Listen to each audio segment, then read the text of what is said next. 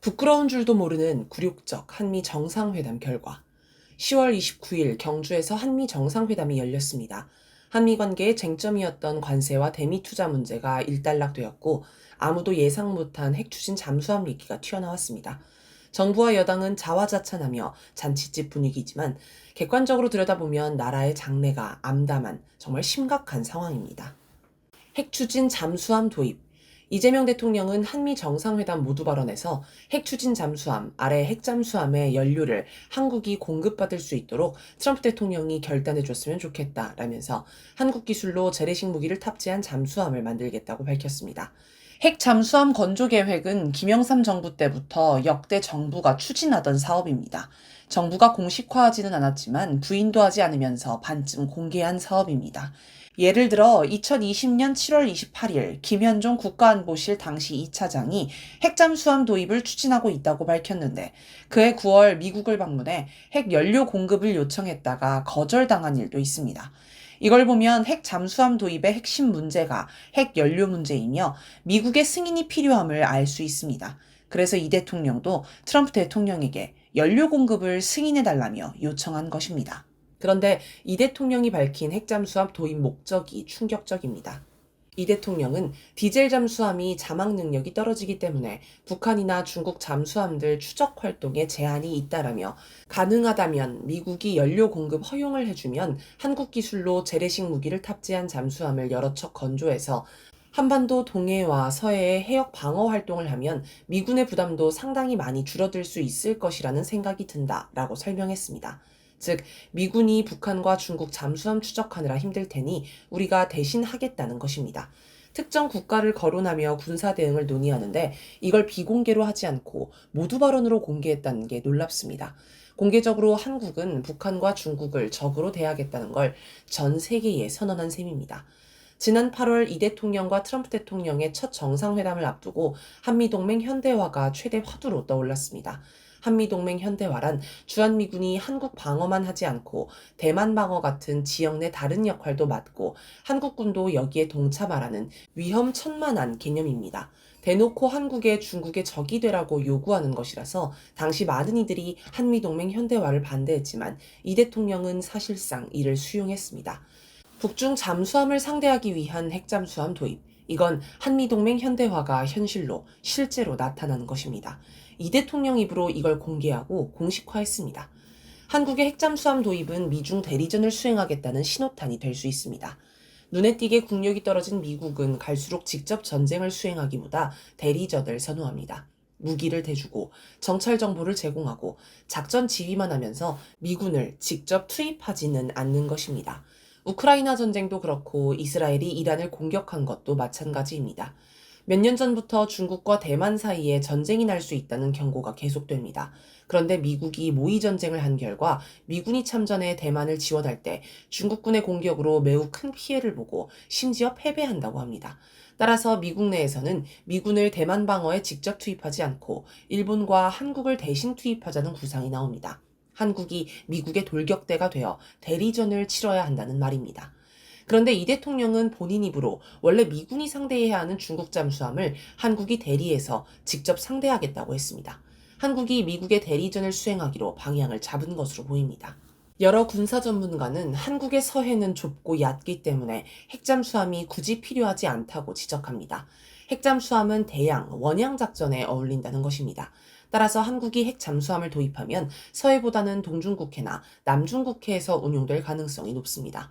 게다가 핵잠수함은 전략무기라서 미국이 직접 운용에 개입할 것입니다. 특히 대통령이 직접 미군의 부담을 줄일 목적으로 도입한다고 말했기 때문에 당연히 미군이 우리 핵잠수함 운용에 간섭할 것입니다. 여기서 한 가지 의문이 듭니다. 애초에 이 대통령은 핵잠수함 도입을 공약으로 내건 적이 없습니다. 시급하고 중요한 정책으로 여기지 않았다는 말입니다. 취임 후에도 핵잠수함 얘기는 나온 적이 없습니다. 그런데 갑자기 정상회담 공개 발언에서 이 문제가 튀어나왔고 더 놀라운 건 하루 만에 트럼프 대통령이 승인을 발표한 것입니다. 매우 부자연스럽고 이상합니다. 마치 노무현 정부 때 최하 순위 정책이었던 한미 FTA 추진이 어느 날 갑자기 최우선 순위 정책으로 둔갑해 전국을 뒤집어 놓았던 상황과 비슷합니다. 이건 누가 봐도 짜인 각본에 따른 연극입니다. 핵잠수함 도입 같은 중대한 전략적 문제를 하룻밤 사이에 결정한다는 건 있을 수 없는 일입니다. 수십 년 동안 한국 정부가 요청해도 눈 하나 끔뻑하지 않았던 미국이 말입니다. 그럼 누구의 각본일까요? 한미 두 나라 대통령이 배우가 되는 연극의 각본을 한국이 짤 리는 없습니다. 당연히 미국의 각본일 것입니다. 미국이 한국의 핵잠수함을 만들어서 북중 잠수함 대응을 대신하라고 요구하면 국민적 반대와 반미 운동이 일어날 수 있으니 거꾸로 한국이 미국의 요구에서 미국이 수용하는 모양새를 갖춘 것입니다. 예상대로 우리 국민은 자주국방을 한다며 환영합니다. 이번 핵잠수함 도입을 통해 미국의 동북아 전쟁 구상이 일정하게 드러났습니다. 일각에서는 미국이 고립주의로 전환하면서 전쟁을 피하는 노선으로 돌아섰다. 트럼프 대통령이 노벨 평화상을 노리고 하던 전쟁도 끝내려 한다. 전쟁하면 패배한다는 전망이 나와서 전쟁을 포기했다는 등의 분석을 합니다. 물론 갈수록 미국이 전쟁하기 어려워진 건 맞지만 그렇다고 자기 본성인 전쟁을 완전히 포기한 건 아닙니다. 직접 하기 어려우면 대리전을 통해서라도 전쟁을 하고자 하며 특히 동북아에서 북한과 중국을 상대로 한 전쟁은 기회와 조건만 마련되면 언제든 추진할 것입니다. 여기서 이 대통령이 미국의 충실한 배우 노릇, 집행자 노릇을 합니다. 만약 윤석열이 똑같은 일을 했다면 전쟁광이라며 비판받았을 테지만 이 대통령이 하니 자주국방을 한다며 많은 국민이 좋아합니다. 이렇게 미국은 이 대통령을 통해서 우리 국민을 개량화합니다. 한편 트럼프 대통령은 이번에 북한을 만나기 위해 절박하게 매달리는 모습을 보였습니다. 북한의 핵보유국 지위를 인정하는 발언도 하고 일정을 연장해서라도 북한에 가고 싶다고도 하고 대북 제재나 평화협정 체결도 논의할 수 있는 것처럼 말하기도 했습니다. 여기에 이재명 정부도 맞장구를 쳤습니다. 정동영 통일부 장관은 28일 국회 외교통일위원회 국정감사에서 북한이 미국과의 회담에 나올 가능성이 상당하다라면서 이미 트럼프 대통령이 할 수 있는 조처는 거의 다 했다. 이제 김정은 위원장의 결심이 남아있다라고 했습니다.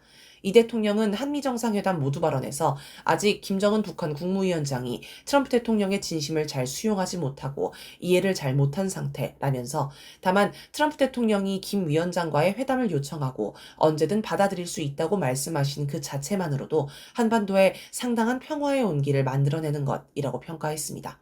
이 대통령의 의도는 트럼프 대통령을 평화사절, 즉 피스메이커로 만들고 그걸 북한이 걷어차는 모양새로 만드는 것이었나 봅니다. 본인은 이런 모양새를 만드는 페이스메이커 역할을 했습니다. 하지만 실제로는 페이스메이커가 아니라 전쟁 메이커의 역할을 했습니다. 관세와 대미 투자 협상. 몇 달의 협상 끝에 한미가 관세와 대미 투자에 관한 협상을 마무리했습니다. 그 결과 자동차 관세를 15%로 인하하고 대미 투자는 총 3,500억 달러로 하되 조선업에 1,500억 달러, 나머지는 10년 동안 200억 달러씩 현금으로 투자하기로 했습니다. 애초에 논의되던 것에 비해 2천억 달러를 일시금이 아니라 10년 분할로 납부하는 것만 바뀐 셈입니다. 말 그대로 미국의 강도질을 당했습니다. 그런데 이걸 두고도 협상을 잘했다고 환영하면서 무궁화 대훈장과 금관 선물이 먹혔다느니 트럼프 대통령의 양보를 받아냈다느니 이야기합니다. 한국이 얻은 게 있다면 미국은 잃은 게 있을 텐데 아무리 봐도 미국은 잃은 게 없습니다. 트럼프 대통령은 원래 미치광이 외교로 유명합니다. 말도 안 되는 조건을 던진 다음에 그걸 적당히 조정해주면서 선심을 쓰는 것처럼 으스댑니다. 모두 철저히 계산된 행동입니다. 이걸 통해 상대방은 뭔가 얻어낸 것으로 착각합니다. 사실 시장에서 흔히 겪는 거래의 기술입니다. 미국은 애초에 무관세였던 자동차에 25% 관세를 불법적으로 매긴 뒤에 15%로 낮추고 무슨 대단한 양보를 한 것처럼 생색을 냈습니다.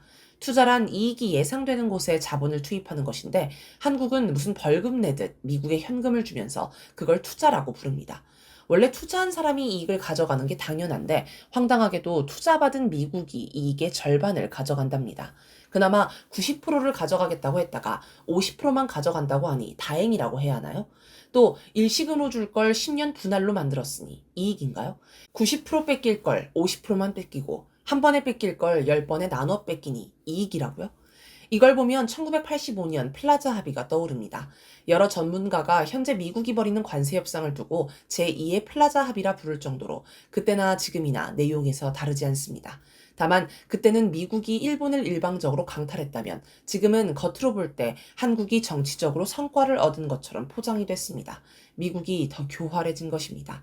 이번 한미 정상회담은 굴욕적이고 창피한 결과로 끝났습니다. 핵잠수함을 도입하는데 대놓고 미국의 승인을 요청했습니다. 트럼프 대통령은 소셜미디어에 나는 한국이 현재 보유한 구식이고 기동성이 떨어지는 디젤 잠수함 대신 핵추진 잠수함을 건조할 수 있도록 승인했다라고 전 세계가 다 볼 수 있게 공개했습니다. 한국은 무기를 만들 때 미국의 승인을 받는 나라라고 광고를 한 셈입니다. 그런데 우리는 이걸 자주국방이라고 합니다. 미국이 승인해준 자주국방인 셈입니다. 부끄러워서라도 비공개로 요청할 법도 한데 부끄러움을 아예 못 느꼈나 봅니다. 10년에 걸쳐 나눠서 현금을 뺏기는 걸 두고 미국의 은혜라도 입은 양 좋아합니다. 뭐가 우리에게 좋은 일이고 뭐가 나쁜 일인지 아예 판단하지 않겠다는 분위기입니다. 정부 여당만 그런 게 아니라 국민 속에서도 이런 분위기가 퍼져 있습니다. 아마도 미국과 관련된 일이라서 그럴 겁니다. 전반적으로 보면 미국에 대한 공포심, 숭배심이 굉장히 뿌리 깊게 박혀 있습니다. 미국 없이는 살아갈 상상 자체를 못합니다. 정말 굴욕적입니다.